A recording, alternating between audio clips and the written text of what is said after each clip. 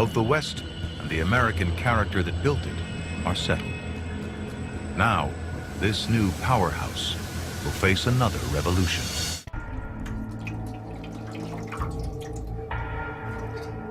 October 1818.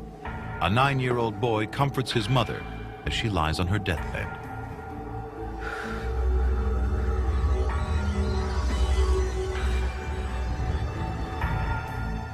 Milk sickness kills thousands of pioneers every year. The cause? White snake root eaten by cattle, a deadly poison passed in milk to humans.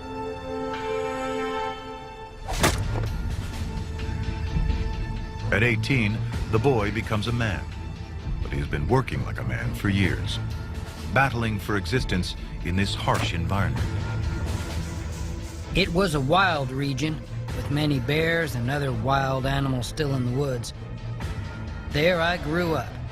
I had an axe in my hand from my 8th to my 20th year. This is the life of American settler stock.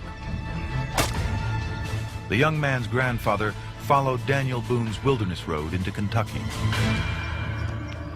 His father pushed further into the primeval forests of Indiana. Settler families of 10 or more live in log cabins built from scratch. Single-roomed, basic, the trailer homes of the day.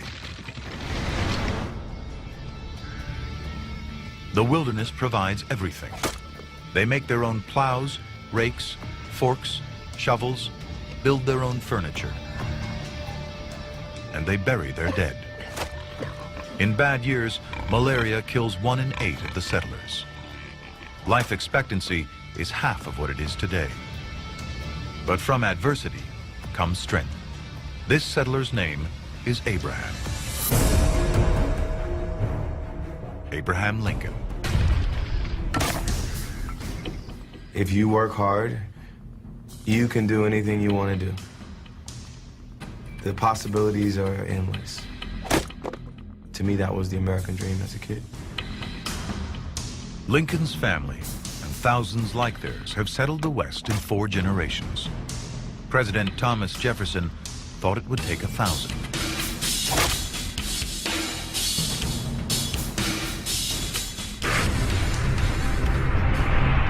The forests are cleared. 5 acres of family a year. In 1800, 23 million acres of Indiana is wilderness. In 60 years, it's tamed, flat, fertile farmland. Chicago, May 18th, 1860.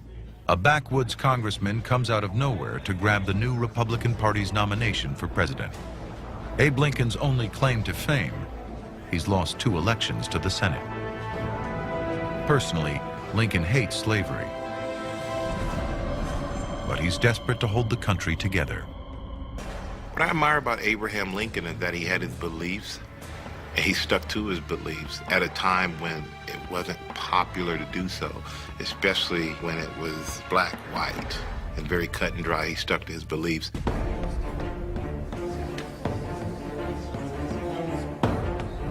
November 6th, 1860, Election Day. The stakes couldn't be higher. Abraham Lincoln will be elected president of a country hurtling towards war.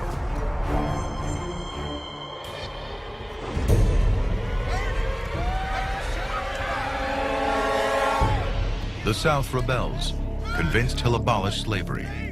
They threaten to leave the Union. The battle lines are drawn. The North is behind him. For the South, Lincoln is the enemy.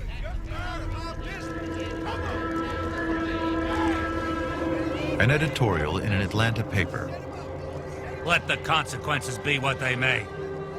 Whether the Potomac is crimsoned in human gore, and Pennsylvania Avenue is paved 10 fathoms with mangled bodies, the South will never submit to such humiliation and degradation as the inauguration of Abraham Lincoln. The South knew that Lincoln was going to win, and it was just a matter of time, tick, tick, tick, before secession occurred. The South wants no part of a union with Lincoln in the White House. But as he prepares to take office, the president-elect is still determined to avoid a civil war. Lincoln was not happy about slavery. He did not see that as congruent to all men are created equal. And he had given a speech before he ever became president on why that was so important to him. And I think that was coming to a head. And when he got elected, that was the final straw for the South. December 20th, 1860, South Carolina secedes from the Union. The 10 other slave states soon followed. Lincoln's victory makes war inevitable. He's prepared to fight to preserve the Union and won't have to wait long. In February 1861, a few weeks before his inauguration, the Confederate States of America are born. Lincoln's principal objective was to save the Union, and then we'll deal with slavery. But before too long, he had to both save the Union and deal with slavery. Abraham Lincoln receives his first death threats before ever taking office. He'll save everyone, keeping a file in his desk labeled assassination. On the journey to Washington, he'll wear a disguise just to be safe. He'll do anything to avoid war, except allow slavery to expand. It is Lincoln who explains the case for freedom and says, I'm not going to attack slavery where it is, but I'm not going to let it expand. At his inauguration, Abraham Lincoln reluctantly pledges that states with slaves will be allowed to keep them. But it's too little, too late. A virtual state of war already exists. The South mobilizes an army of 800,000 men against a Union army of 2.5 million.